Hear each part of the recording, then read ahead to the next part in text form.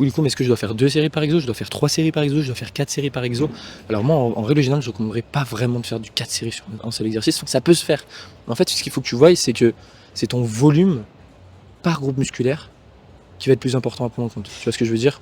À partir du moment où tu as une fréquence x2, c'est ton volume par groupe musculaire par semaine. Ok. Donc, c'est pas juste un volume sur un exercice, on s'en bat les steaks du nombre de séries que tu fais sur un exercice. Après, c'est pas vraiment intéressant de faire du 8, 6, 7, 8 séries, parce que le but, c'est quand même de varier un minimum les angles de travail.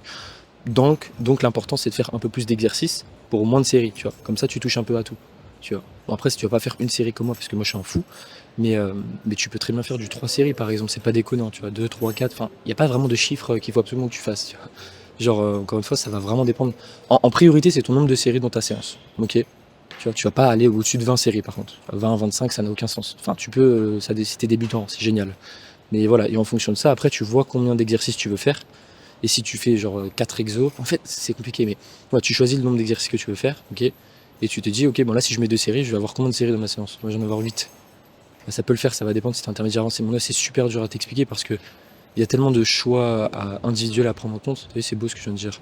Que, euh, que c'est compliqué de répondre à cette question, mais juste dis-toi une chose, il n'y a pas de meilleur nombre de séries par exercice. Ok. Dis-toi juste, ça va dépendre de ton nombre de séries par groupe musculaire par semaine. Il va falloir prendre en compte.